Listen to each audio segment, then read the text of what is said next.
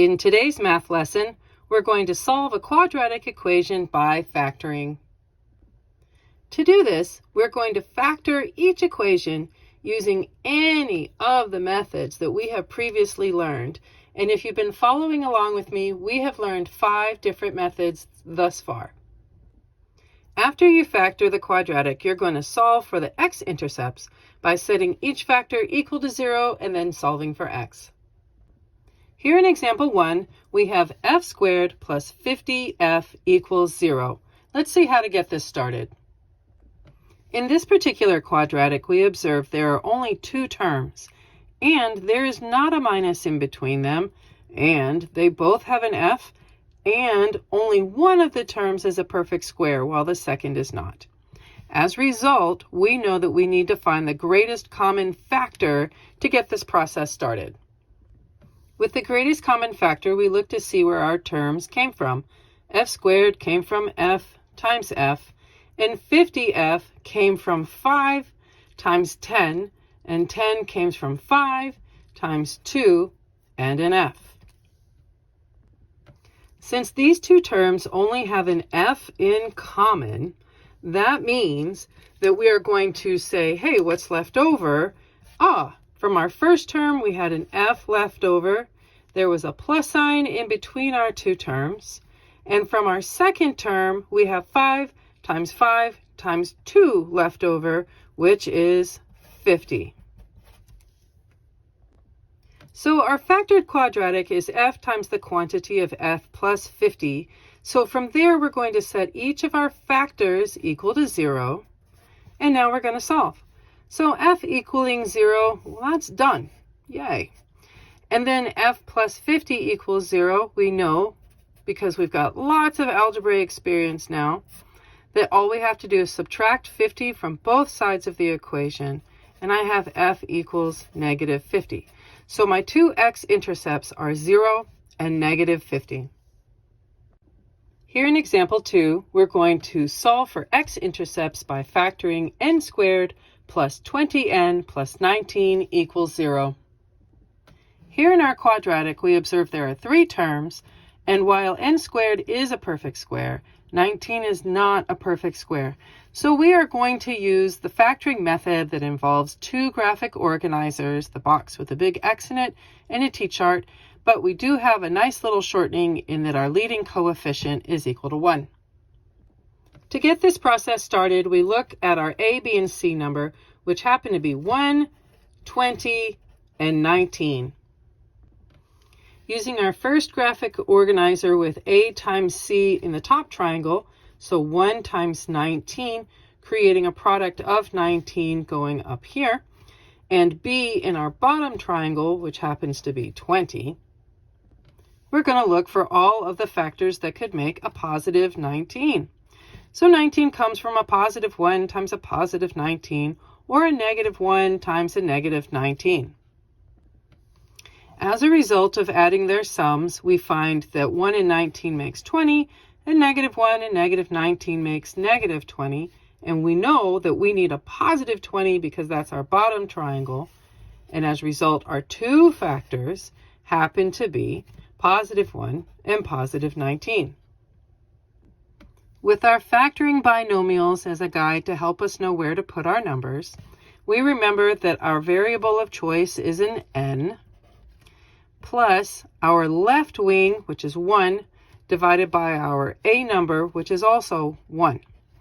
And our right wing, which is 19, divided by our a number, which is still 1. So let's clean this up a little bit, giving us n plus 1 in our first quantity and n plus 19 in our second quantity.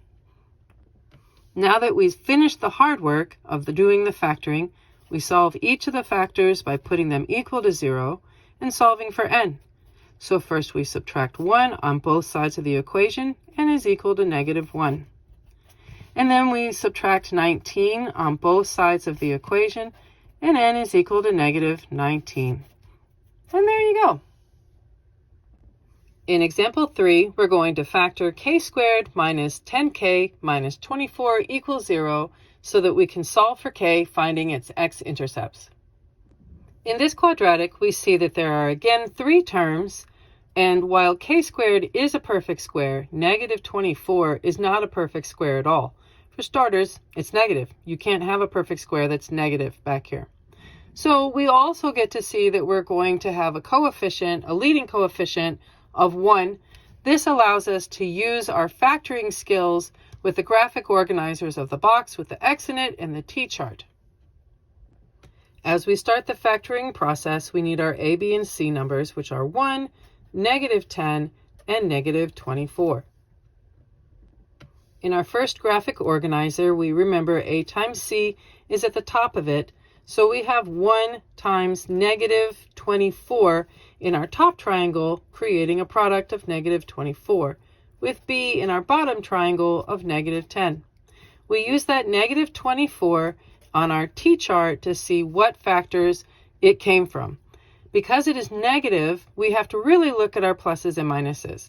So this could have been a negative 1 times a positive 24, or a positive 1 times a negative 24, or a negative 2 times a positive 12, or a positive 2 times a negative 12, a negative 3 times a positive 8, or a positive 3 times a negative 8, and finally our pair of negative 4 and positive 6, or positive 4 and negative 6. Looking for the sums of each of our pair of factors, we find a positive 23, a negative 23, a positive 10, a negative 10, a positive 5, a negative 5, a positive 2, and a negative 2. Be really careful here with all of your positives and negatives because we need a negative 10 and it's easy to mess these up. So just be careful and go slow, finding that our left and right wings are a 2 and negative 12. Let's build our binomials. So we have our guide to remind us how to do that. Our variable of choice is a k. My left wing is a positive 2 over my A number, which is 1, and my right wing is a negative 12 over my A number, which is still a 1. Let's clean this up. This becomes k plus 2 times k minus 12. Now we're ready to factor and solve. So let's see what we've got. K plus 2 equals 0 and k minus 12 equals 0. Let's subtract 2 on both sides of the equation, giving us k equals negative 2. And let's add 12 on both sides of the equation, giving us k equals positive 12. And here are our 2 x-intercepts for our given quadratic. There you go. In example 4, we're going to factor u squared minus 10u plus 25 equals 0 as to find its x-intercepts. In this example, we see that there are 3 terms and u squared and 25 are both perfect squares. And it is important 25 is positive. That's part of making it a perfect square. Well, this is great because that means that we can factor using our special cases for perfect squares. To do this, we have to look at our first and third terms. So u squared has to be square rooted and 25 has to be square rooted. So the square root of u squared is u and the square root of 25 is 5. When factoring special cases that happen to be perfect squares, we remember that our result is going to be a quantity of our first term square rooted and our last term square rooted, all surrounded in one set of parentheses and then squared. So for this problem, what we result with is going to be the square root of u squared, which is u, the square root of 25, which is 5, and because of the minus that's here in front of our 10, there is a minus there between the u and the 5. Let's go solve for u. To start this process, we have to get rid of the square. The opposite of a square is a square root. And what you do on one side of the equation, you have to do on the other. As a result, we find that we have u minus 5 equals 0 due to the square root of 0 being 0. Now, normally we would have the plus or minus versions of this number on the right side of the equation, but the square root of 0 doesn't have a positive or a negative version of itself. So this very quickly solves by adding 5 on both sides of the equation. So we discover our final answer is only u equaling positive 5, as this quadratic only has one x-intercept. And there you go. For our fifth and final example, we have y squared minus 16 equals 0. In this example, we see that there are only two terms, that y squared and 16 are both perfect squares, which is really great, and there's a minus in between them. And this minus is important to have in this particular problem, as factoring special cases with difference of squares requires a minus in between our two terms. To get this started, we take the square root of both of our terms. The square root of y squared is y, and the square root of 16 is 4. As we are now ready to show the factored version of y squared minus 16, being that it is a special case of the difference of squares, we remember our structure of two binomials where I have the square root of the first term in both of them, the square root of the second term in both of them, but the difference is there's a plus versus a minus in our two sets of parentheses.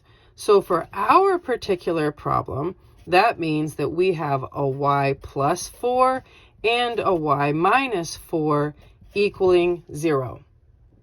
Setting both of our factors equal to 0, let's solve for y. So to get rid of the plus 4, we minus 4 on both sides of our equation, getting y equals negative 4. On the other equation, the other factor, we have to add 4 on both sides of its equation, getting a final answer of y equaling positive 4. And there you go.